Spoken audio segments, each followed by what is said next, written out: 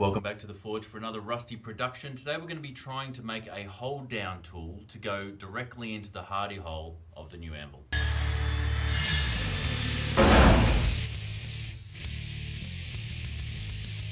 So if you saw the last video, you will have seen that this anvil shaped object is coming along, and we put a hardy hole in. But clearly there's no pritchel hole, and that's what we would normally use to put a hold down tool in place. Now the hold down tool is just a piece of metal that ideally would come out of a pritchel hole and fold over, have a little foot at the end, which then holds down metal that we're going to punch or cut or something like that.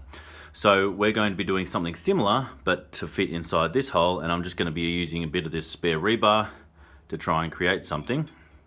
Let's see how we go. Got heaps of this rebar lying around. There's plenty of this scrap stuff. So I'm going to use that for the time being to create this hold down tool. So light the forge, get this hot, create a foot, and then create a bit of a curvature so that when it actually goes into the hardy hole, it wedges in there nice and tightly so that we can create a clamp. So we'll heat this up and get started.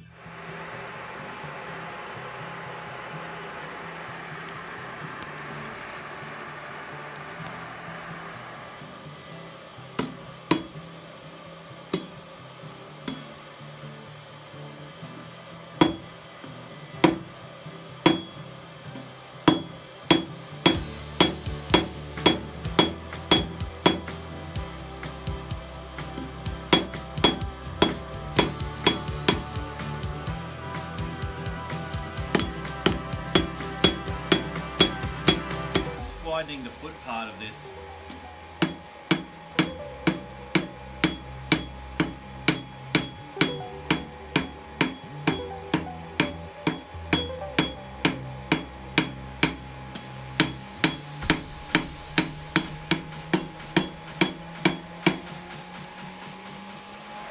So as you can see, I've got the rough foot in there of the hold down tool, and what I'm going to do is I'm swarming up through the back, because what I'm going to have to do here is normally in a pritchel hole you'd have this metal would be just the right size, but because of the size of the hardy hole I'm going to have to double up that metal, like fold it over itself so that it's the right size to wedge right inside there. So I've cooled down this side, I'll heat up this side, folding it over, and then we'll finish it off with a bend.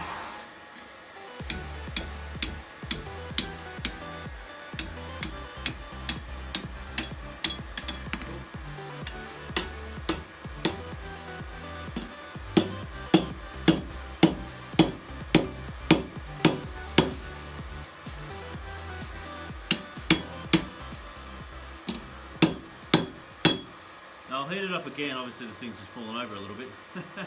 And I don't need to forge weld it, but I do need to get it smaller so it'll actually fit into that hole snugly, and you can't even see that from here, so I'll pause the camera and I'll show you in a sec.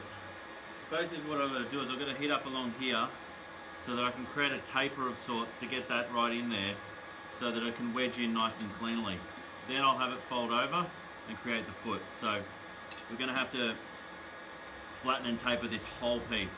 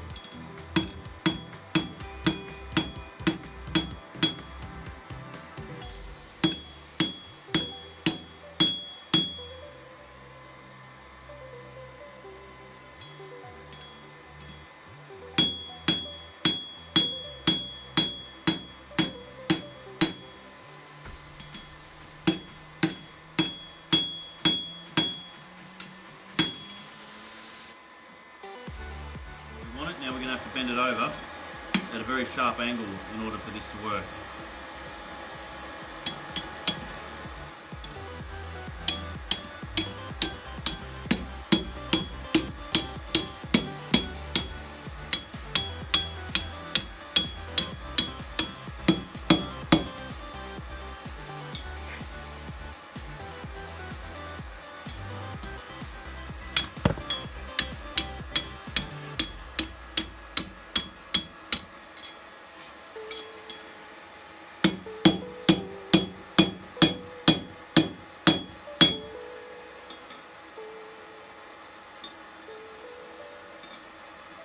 Make sure it comes round on a enough of a loop that it's not just coming down at a sharp angle.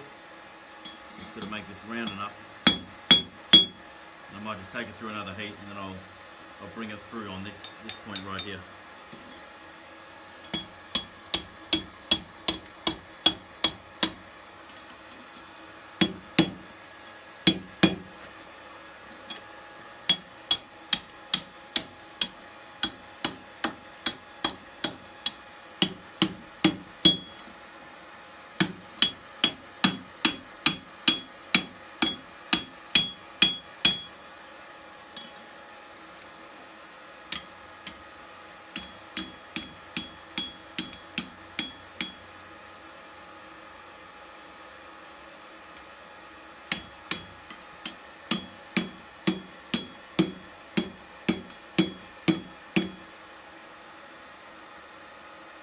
About right. Now I'm just going to swing this back out this way.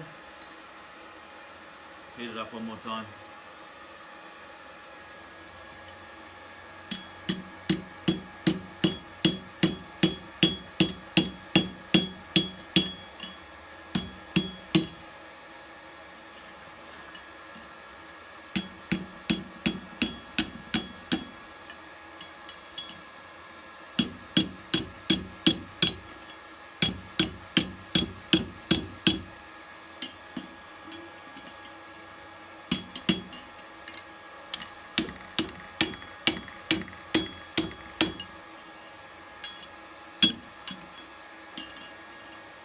A bit hot.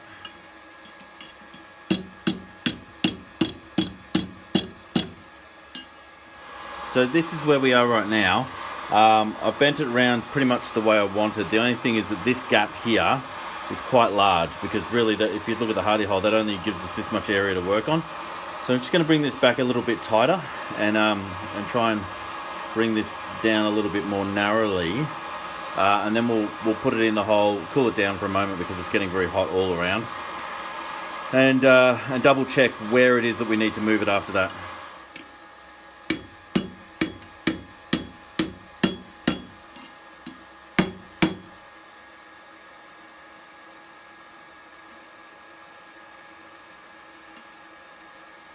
Let's cool this down, then we'll try it out. Yeah, it's still steaming a bit.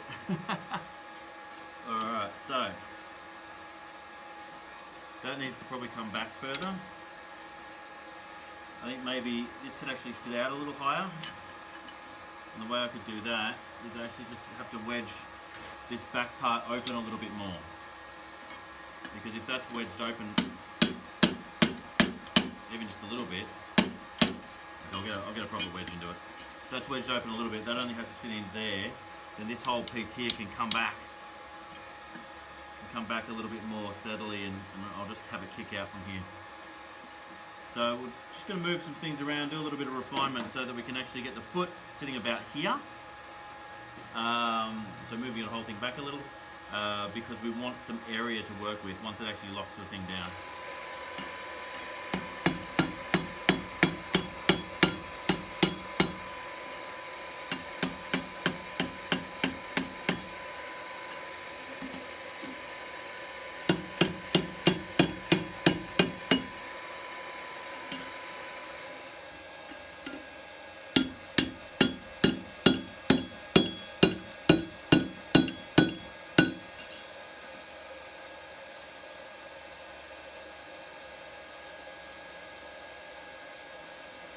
Well, other than just finishing it off, I think that's about right.